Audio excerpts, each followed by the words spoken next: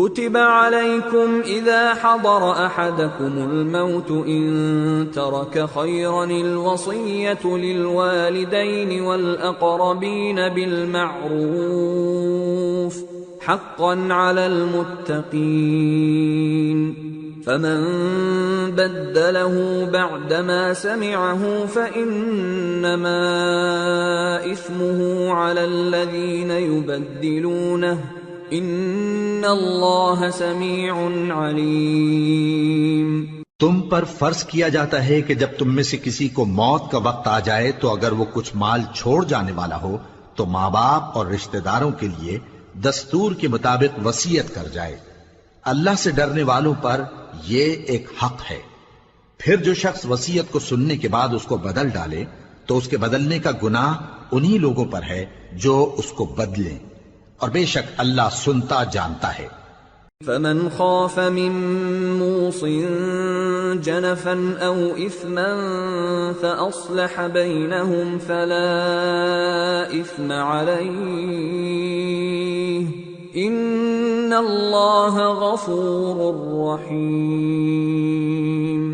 اب اگر کسی کو وصیت کرنے والے کی طرف سے کسی وارث کی طرفداری یا حق تلفی کا اندیشہ ہو تو اگر وہ وصیت کو بدل کر وارثوں میں صلح کرا دے تو اس پر کچھ گناہ نہیں، بے شک اللہ بخشنے والا ہے، رحم والا ہے۔ یا ایھا الذین آمنوا کتب علیکم الصیام کما کتب علی الذین من قبلکم لعلکم تتقون ایاما معدودات فمن كان منكم مريضا أو على سفر فعدة من أيام أخر وعلى الذين يطيقونه فدية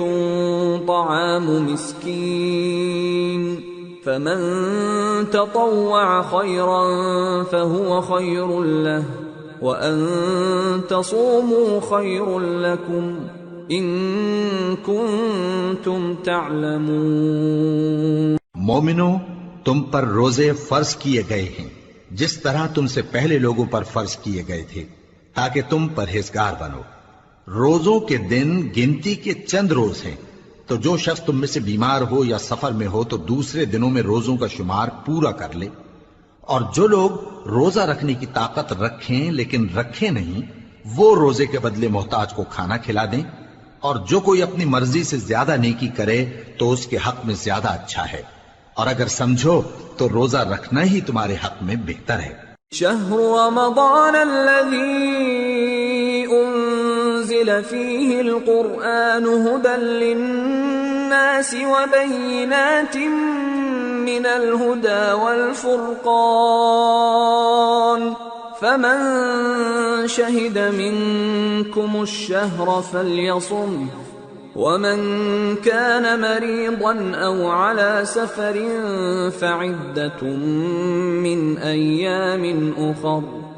يريد الله بكم اليسر ولا يريد بكم العسر ولتكملوا العدة ولتكبروا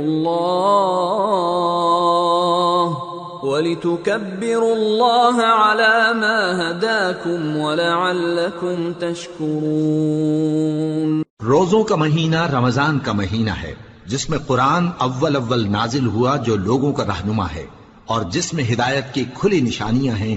اور جو حق و باطل کو الگ الگ کرنے والا ہے۔ تو جو کوئی تم میں سے اس مہینے میں موجود ہو چاہیے کہ پورے مہینے کے روزے رکھے، اور جو بیمار ہو یا سفر میں ہو تو دوسرے دنوں میں روزے رکھ کر ان کا شمار پورا کر لے۔